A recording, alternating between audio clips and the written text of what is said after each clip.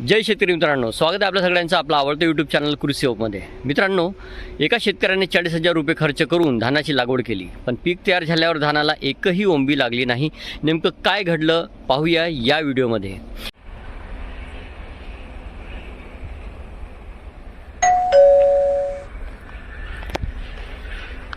तर मित्रांनो, सविस्तर बातमी अशी आहे की भंडारा जिल्ह्यातील सिल्ली येथील शेतकरी विलासजी चोपकर यांनी एका कृषी केंद्रामार्फत कस्तुरी नावाचे धान बियाणे घेतले। कंपनीने 120 दिवसात पीक येईल असा दावा केला होता। शेतकऱ्यांनी सुमारे 1.5 एकर क्षेत्रात लागवड केली। नांगरणी, रोपवाटिका, खत, पाणी आणि मजुरी यावर जवळपास 40,000 रुपये खर्च झाला। मात्र पीक पूर्ण वाढल्यानंतरही धानाला ओंब्या लागल्या नाहीत, त्यामुळे शेतकऱ्यांचे मोठे आर्थिक नुकसान झालेले आहे। जाणून घेऊया शेतकऱ्यांकडून याबाबत। नमस्कार सर। नमस्कार। तर आपल्याला काय अडचणी आल्या आणि कुठून तुम्ही हे बियाणं घेतले याबद्दल सांगाल?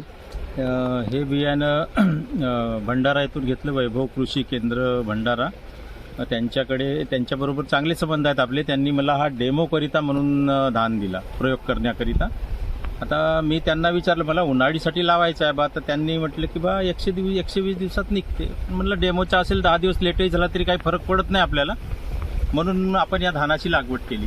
पण आता चित्र पाहतो वेगळंच। अजूनपर्यंत आता किती 20 जून तारीख आली तरी अजूनपर्यंत त्या धानाला काही ओंबी आल्याची काही दिसत नाही। जवळपास कोणत्या महिन्यामध्ये तुम्ही खरेदी केली होती धानाची आणि कोणत्या महिन्यात लागवड केली? हा आणला आहे आपण जानेवारी महिन्यात, आणि परे टाकले आपण त्याचे 27-28 जानेवारीला। गहू निघल्यानंतर आपण 20 मार्चला याची रोवणीला सुरुवात केली। 2 दिवसात रोवणा झाला। अच्छा, 20 मार्च पासून ते साधारण आता आहे जून महिना, म्हणजे मार्च, एप्रिल, मे, जून, जवळपास 4-5 महिन्याचा जो कालावधी झाला, याच्यामध्ये तुम्ही पाहतात की हा पिकाची अवस्था इथे आपल्या डोळ्यासमोर दिसत आहे की धानाला ओंबीच लागलेली नाही आहे। आणि काही ठिकाणी लागलेल्या आहेत त्या फोल आहेत, म्हणजे पाचट आहेत, त्याला दाणे भरलेले नाही आहेत। आणि आता पावसाळा सुरू झालेला आहे, तर तुमचं काय मत आहे यावर? सर, आतापर्यंत जर हा निघून गेला असता तर आपल्याला वाटलं असतं चला डेमोसाठी दिला तर आपलं नुकसान तरी कमीत कमी ॲडजस्ट होईल असा वाटला असता। पण आता निसर्गाने थोडीशी साथ दिली, पण सामोर देईल याचा काही अंदाज नाही। पण अजूनपर्यंत ओंबी नाही आली, त्याच्यामुळं खर्चाचा तेवढा मोठा बजेट आता डोक्यावरच बसणे आहे हे बिलकुल अटळ ठरलंच आहे। जवळपास किती खर्च आला तुम्हाला? जवळपास मला ह्या 1.5 एकरात 40,000च्या आसपास खर्च आला। तर दादा, आपण हे जे बियाणे घेतले वेळेस तुम्ही त्यांच्याकडून बिल घेतले होते का? नाही, बिल मागितला होता, पण डेमोच्या असल्या कारणाने आम्ही बिल देत नाही असं त्यांच्याकडून म्हणजे सांगण्यात आलं। म्हणजे जे तुम्ही बियाण्याचे पॅकेट घेतल्या ते डेमोवाले होते असं त्यांनी सांगितलं आणि वापरून पहा म्हणाले, त्याच्यामुळे त्यांनी त्याचा बिल काही दिलं नाही। तुमच्याकडून काय पैसे घेतले का? नाही, त्यांनी पैसे नाही घेतले। अच्छा, तर कोणते होते ते बियाणे? हे आहे यशोदा सीड कंपनीचा कस्तुरी वाण म्हणून। कस्तुरी इथे पाहू शकता, या पद्धतीने 10 किलोची पॅकिंगवाले हे बियाणे होते। पाठीमागे पाहू आपण यांचं बॅच डेट वगैरे बरोबर आहे का? आता पाहू शकता इथे या पद्धतीने आहे। हा या बॅचचा QR कोड आहे, QR कोड, आणि इथे पूर्ण डिटेल्स दिलेले आहेत या बॅगबद्दल। ट्रूथफुल लेवल म्हणून आहे लिहिलेला। त्यानंतर इथे पण एक स्कॅनर दिलेला आहे आणि यशोदा सीड्सचं इथे डिटेल दिलेलं आहे। तर अशा पद्धतीची ही बॅग आहे, परंतु तरी यांना या बियाण्यापासून काहीच उत्पन्न झालेलं नाही आहे। बरं, ही बॅग देते वेळेस त्यांनी काही विशेष सूचना दिल्या होत्या कृषी केंद्रवाल्यांनी तुम्हाला, की अशा पद्धतीने लागवड करायची किंवा काही विशेष काळजी घ्यायची? नाही, मी त्यांना बोललो होतो की मला उन्हाळ्यासाठी लावायचं आहे। तर त्यांनी म्हटलं की 120 दिवसाचा आहे आणि डेमोचा असल्या कारणानं शेवट फक्त 10-20 दिवस इकडं तिकडं होऊ शकतात बा, 10 दिवस। म्हटलं चला, काही मोठा काही प्रॉब्लेम नाही, 10 दिवस म्हणजे निघून जातील, आपले ॲडजस्टमेंट होते। पण हा भयंकरच आता 1.5 महिना होऊन त्यांच्या सांगलेल्या विषयानुसार 1.5 महिना जास्त झाला तरी अजूनपर्यंत हातात यायचं आहे ती। म्हणजे मार्चमध्ये जे तुम्ही लावलं आणि आता जून सुरू आहे, असे जवळपास 5 महिने अंदाजात होऊ नये. कमीत कमी 15 जुलैपर्यंत तो त्याला कापण्याच्या स्थितीत येणार नाही आणि मला वाटते तो हातातही येऊ शकणार नाही पावसामुळे शेतकऱ्यांचं नुकसान होणार आहे. कारण की हा पीक जरी काही पर्सेंट, आता सध्या किती पर्सेंट धानाच्या इथे तुम्हाला उंब्या दिसत आहेत, म्हणजे किती पर्सेंट आहे? 20%, 30%? 20% साधारण आलेले आहेत. साधारण 20%. आज 20 जूनला तो 20% धान आलेला आहे फक्त. कंपनीच्या प्रतिनिधींना तुम्ही याबाबत काही बोलले का, तक्रार केली का? हो, बोलले असता त्यांनी सांगितलं की तुम्ही रोवणा लेट केले अशा पद्धतीचा, पण मी आजपर्यंत एवढ्या 25 ते 30 वर्ष झाले आपण धान लावतो. ज्या दिवशी परा घालतो त्याच दिवसपासून आपण धानाचा वेळ मोजला जातो, हे माझ्या माहितीनुसार मला माहीत आहे. पण ते आता वेगळेच सांगून राहिले की तुम्ही फक्त पऱ्याचे 20 दिवस पकडा आणि बाकीचे दिवस समोरचे ॲड करा. हा मला वाटते उडवाउडवीचा आणि टाळाटाळ करण्याचा त्यांचा प्रयत्न आहे. हा त्याच्यावरून लक्षात येते. म्हणजे जरी ते परा टाकल्यापासून 20 दिवस जरी आपण वगळले तरी आता आपण मार्चपासून काउंट केला जवळपास 4-5 महिन्याचा जो कालावधी जो झालेला आहे, तरी एवढे दिवसच लागू शकत नाही. यावर कंपनीचं काय मत आहे? कंपनी बरोबर आपलं काही बोलणं झालंच नाही. त्यांना फोन लावला असता, ते काही 4-5दा मी फोन लावला, पण हो तुमची कंप्लेंट टाकली आहे, पाहू काय करू. इथे कंपनीचा नंबर दिलेला आहे का? कोणत्या नंबरवरून कॉल केला तुम्ही? आहे ना, बॅगवर आहे का नंबर? खालील नंबरवर दिलेल्या नंबरवर शेतकऱ्यांनी फोन केला, मग काय म्हणाले ह्या नंबरवर? ते तुमची कंप्लेंट टाकली आहे आणि तुम्हाला आम्ही रिटर्न कॉल करतो, पण त्यांचा रिटर्न कॉल अजूनपर्यंत आलेला नाही. जवळपास अंदाजे किती वेळ तुम्ही कॉल केला त्यांना? मी कमीत कमी 6 ते 7 वेळा त्यांना कॉल केला. अच्छा, म्हणजे महिन्यातून 2दा जरी पकडलं तरी ह्या 4 महिन्याच्या कालावधीमध्ये नाही. पण 6-7 वेळा लक्षात आला, समजा आपल्या हा पीक आपल्या हाताच्या बाहेर चालला, तेव्हापासूनच मी कॉन्टॅक्ट करण्याचा प्रयत्न केला. काही शास्त्रज्ञांची काही टीम आली का की हा पाहणी करण्यासाठी? कारण की हा संशोधनाचे विषय आहे. एखाद्या भात पिकाला 4-5 महिने लागणे हा एक स्वतःमध्ये एक हास्यास्पद असा प्रकार आहे की एखाद्या पिकाला, भात पिकाला, धान पिकाला 6 महिने लागले तर हे खूप लाजिरवाणी बाब आहे कंपनीसाठी पण म्हणा आणि भविष्यात जे पण काही वाण येईल त्यांच्यासाठी पण. तर असं प्रकार घडू नये. तर मग काय म्हणाले आणखी? त्यांच्याकडून तर काही रिस्पॉन्स मिळालाच नाही. मी माझ्या पद्धतीनं कृषी मंत्र्यांना पत्र लिहिलं, कृषी अधिकारी, आपला कृषी सभापती, तालुका कृषी अधिकारी, जिल्हा कृषी अधिकारी सर्वांनाच पत्र दिला, पण त्यांच्याकडूनही कसल्याही प्रकारचा मला फक्त तालुका कृषी विभागाकडून मला फक्त एक फोन आला होता की तुमच्याकडे बिल आहे का. मी त्यांना म्हटलं माझ्याकडे बिल नाही आहे, हा डेमोचा आहे. पण डेमोचा दिल्यानंतर त्यांनी कमीत कमी त्याची चौकशी तरी करायला पाहिजे होती, अशी माझी अपेक्षा आहे. अच्छा. आणि कंपनीकडून कोणता व्यक्ती येतो तुमच्याकडे असं, म्हणजे साधारण कधी आले का कोणी भेटायला? कंपनी भंडाऱ्यातला कोण आहे? फक्त त्या ज्यांच्याकडून आपण हा माल आणला त्यांना सांगितलं असतं. त्यांनी मांढरे नावाचे जे त्यांचे एजंट होते त्यांना शेतावर पाठवलं होतं. त्यांनी पाहणी करून गेले आणि नंतर कधी पुन्हा त्यांची भेटच झाली नाही. बरं, मांढरे नावाचे सेल्स एक्झिक्युटिव्ह पाहणी करून गेले, पण त्यांनी याच्यातली धानाची म्हणजे क्रॉपचे काही पूर्ण घेऊन गेले का? एखादा क्रॉप इथून काढून संशोधनासाठी किंवा कंपनीला पाठवण्यासाठी? नाही, तसा वगैरे काहीच केला नाही. त्यांनी फक्त सांगितले तुमचा रोवणा लेट झाला त्याच्यामुळं असा होऊन राहिला, बस. आणि तुमचं काही बोलणं करून दिलं का त्यांच्या वरिष्ठ अधिकाऱ्याशी डायरेक्टली? काहीच नाही, तसं पण नाही झालं. आणि संबंधित कृषी केंद्रांचं काय म्हणणं आहे यावर?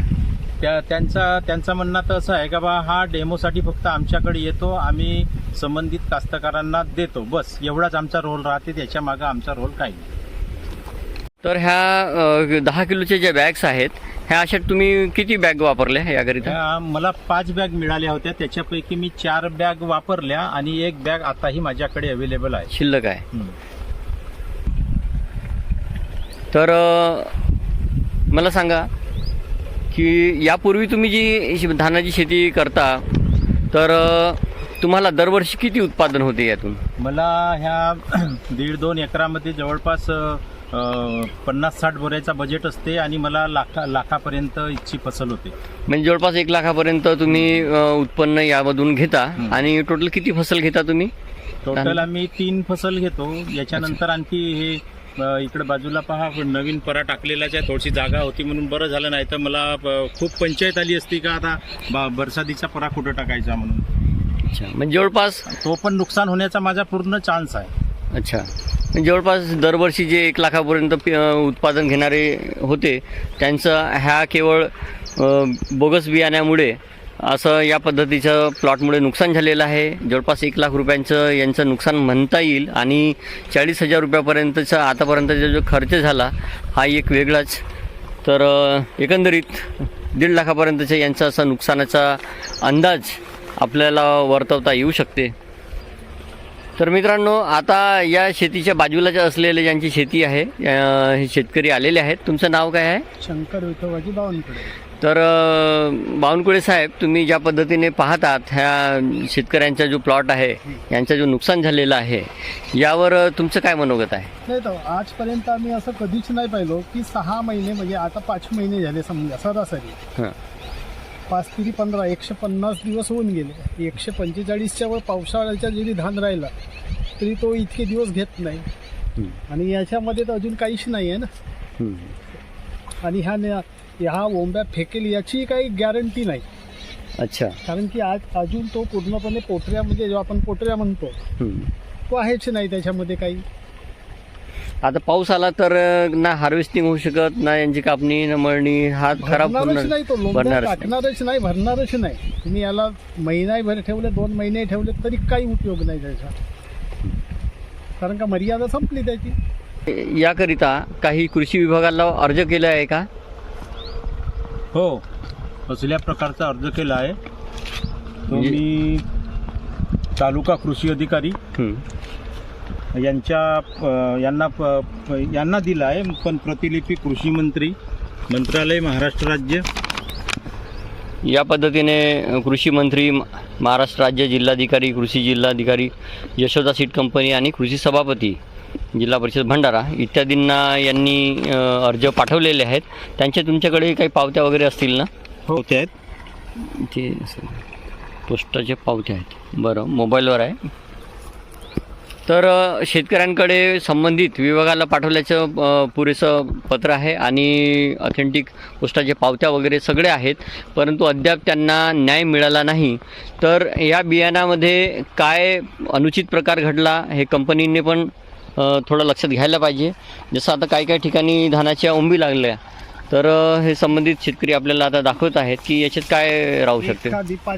5% मध्ये अशी ओंबी आलेली आहे. अच्छा, साधारण 5% मध्ये अशी ओंबी आलेली आहे. त्याच्यामध्ये एकही दाना भरलेला नाही. अच्छा, दाना भरलेला नाही. हो, हे सगळं आपण दाबून पाहतो तर पूर्ण पोचट पूर्ण फोल पडलेले आहेत ह्या. तर काही अर्थ राहत नाही अशा पिकाला. तर शेतकरी मित्रांनो, अशा परिस्थितीमध्ये घाबरून न जाता काही गोष्टी तात्काळ करणे आवश्यक आहे. जसं बियाणाचे बिल जपून ठेवावे, बियाणांचे टॅग व पॅकिंग जतन करा, कृषी अधिकाऱ्यांकडे लेखी तक्रार करा व पंचनामा करण्याची मागणी करा, कंपनीकडे नुकसान भरपाईची मागणी करा. तर मित्रांनो, जसं तुम्ही पाहतात की कृषी अधिकाऱ्यांनी यांना संपर्क केला होता आणि त्यांचं एकच म्हणणं होतं की तुमच्याकडे या बियाणांचं बिल आहे का? तर शेतकऱ्यांचं म्हणणं झालं की माझ्याकडे बिल नाही आहे, कारण की कृषी केंद्रवाल्यांनी हा एक डेमो बीज आहे असं सांगून त्यांना बिल देण्यास नकार दिला. परंतु शेतकरी मित्रांनो, तुम्ही अशा पद्धतीचे जे डेमो बिजायती असतात ते घेण्यापूर्वी एकदा परत विचार करा, कारण की याच्यामध्ये तुम्हाला आर्थिक नुकसान होऊ शकतो, तुमचा मानसिक त्रास पण होऊ शकतो. तर बियाणे चांगल्या प्रतिष्ठित कंपनीचेच घ्या.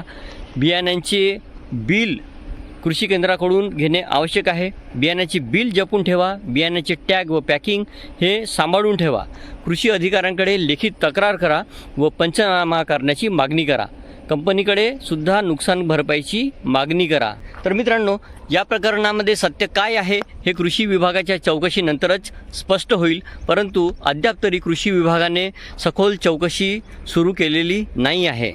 त्यामुळे कोणतेही नवीन बियाणे घेण्यापूर्वी त्याची शासकीय मान्यता आणि इतर शेतकऱ्यांचा अनुभव पण तुम्हाला जाणून घेणे आवश्यक आहे. शेतकऱ्यांनी कोणत्याही आकर्षक जाहिरातीवर लगेच विश्वास ठेवू नये. तर मित्रांनो, व्हिडिओ आवडल्यास लाईक, सबस्क्राईब व शेअर अवश्य करा, जेणेकरून असेच नवनवीन व्हिडिओ सगळ्यात आधी तुम्हाला पाहायला मिळतील. जय शेतकरी.